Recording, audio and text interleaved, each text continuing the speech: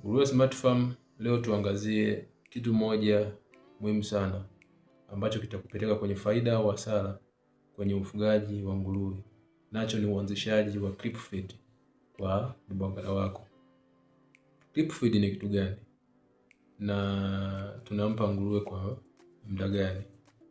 Clip feed ni chakula maalum, ni mchanganyiko wa chakula maalum tunachowapa watoto wa nguruwe, yani vibwagara, kuanzia siku ya 7 wanapokuwa wamezaliwa mpaka siku ya 28, wengine mpaka 35, mpaka pale utakapokuwa umemwachisha yule kibwagara wako. Kwa nini tunamwanzishia clip feed kibwagara na inasaidia nini?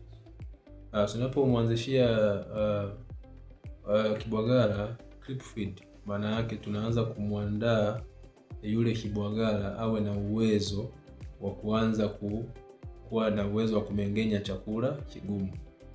Ikumbuke kwamba nguruwe mchanga anapozaliwa, yani kibwagara, utumbo wake unakuwa hauna uwezo wa kumengenya chakula kigumu. Unakuwa na uwezo tu, umeandaliwa kwa ajili ya kumengenya maziwa. Sasa endapo utamwacha akaendelea kunyonya mpaka akaacha kunyonyeshwa ndio wetu mwanzishie chakula, maana yake yule nguruwe hataweza kuanza kula kile chakula. Mwisho wa siku atafanyeje? Atadumaa, kwa sababu utumbo wake haujajiandaa kuanza kupokea chakula kigumu. Na hata kama akila, bado mwili hautaweza kumengenya kile chakula ili kutengeneza nyama, ili yule kibwagara aweze kukua haraka. Kwa hiyo tunamwanzishia clip feed ili tuanze kumwandaa yule nguruwe, kwanza aanze kuzoea chakula kigumu, lakini cha pili tunaanza kuandaa utumbo wake kwa ajili ya kuzoea kupokea chakula kigumu, ili kifikia muda sasa wa kumwachisha tayari ameshajiandaa kwa ajili ya kuanza, ameshazoea yani kula chakula kigumu, na mwili ushaweza kushika kasi ya kumengenya kile chakula ambacho umemwanzishia. Kwa hiyo na ukuaji wake sasa unaanza kutembea haraka. Sasa lipo faida ambazo utazipata ukimwanzishia clip feed hiyo siku ya 7. Kitu cha kwanza, itasaidia kwenye ukuaji wa haraka. Kibwagara wako utashangaa anakuwa haraka sana, kwa sababu anakuwa anapata chakula cha kutosha, yani ananyonya maziwa kwa mama, wakati huo anapata chakula kingine cha pembeni ambacho kinamuongezea protein za kutosha ambazo zinamsaidia kwenye ukuaji wa haraka. Utaona kibwagara anakuwa haraka mpaka unapofika kumwachisha. Kwa mfano sisi shambani kwetu pale tunamwachisha nguruwe ndani ya mwezi mmoja anakuwa na kilo 7, wengine mpaka kilo 10. So unaweza kuona kitu ambacho faida ambayo unaipata wewe kama mfugaji. Kitu kingine ambacho itasaidia yule mama yule ambaye amezaa asikonde sana, kwa sababu wale nguruwe wanapozidi kukua wanazidi kunyonya kwa kasi, kwa hiyo maziwa yale yanakuwa yatoshi sana. Kwa hiyo yule mama akinyonywa tu bila kuwa na chakula kingine ambacho kinawashibisha au vibwagara, yule mama anaanza kupoteza uzito mkubwa sana. Unajikuta yule mama anakonda sana kiasi ambacho ukimwachisha sasa mpaka aje arudi kwenye hali ya joto mpandishe tena itakuchukua muda mrefu sana. Kwa hiyo inakuwa ni hasara kwako wewe mfugaji. Ukimwanzishia clip feed mapema itamsaidia mama kuwa na afya njema, hata konda sana. Anapowachisha tu yule mama, ndani ya muda mfupi anapandishwa tena. Ndani ya wiki moja unaweza kumpandisha yule mama na akashika mimba, akaendelea kulea mimba kwa ajili ya watoto wengine wanaokuja. Hiyo ni faida nyingine ya pili. Lakini faida ya tatu, itakusaidia kuongeza FCR yako.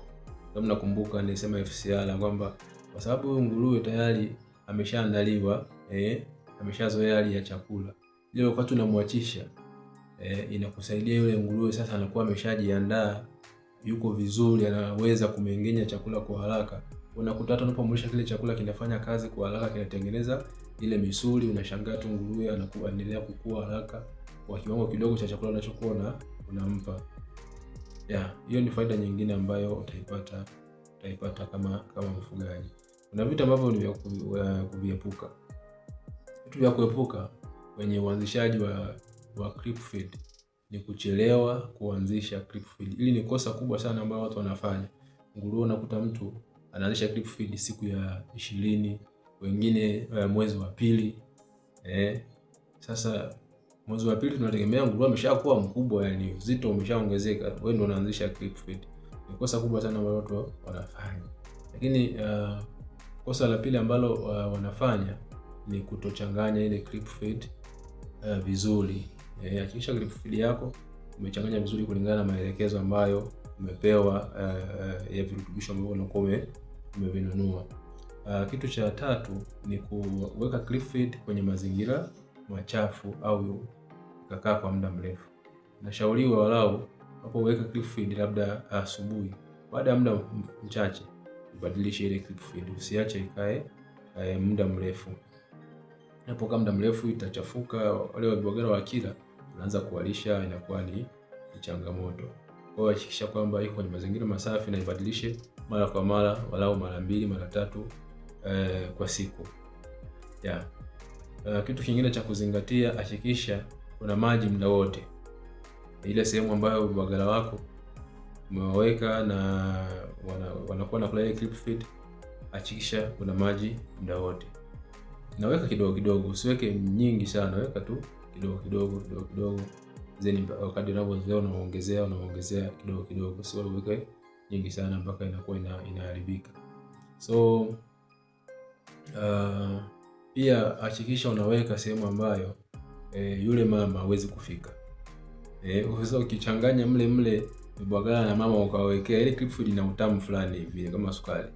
Ukimwekea ukiweka kwenye mama ambapo anaweza kufika, ile creep feed atakula mama yote, ataimaliza, watoto hatapata chochote. Hatuweki sehemu ambapo mama anaweza kufika, yule mama wa nguruwe yule. Tunaweka tu sehemu ambayo vibagala peke yao ndio wanaweza kufika kwenye hilo eneo. So leo naomba niishie hapo. Endelea kutufuatilia Nguruwe Smart Farm kila siku kwenye Instagram. Uendelee kujifunza zaidi kuhusu ufugaji wa nguruwe wenye tija. Ciao.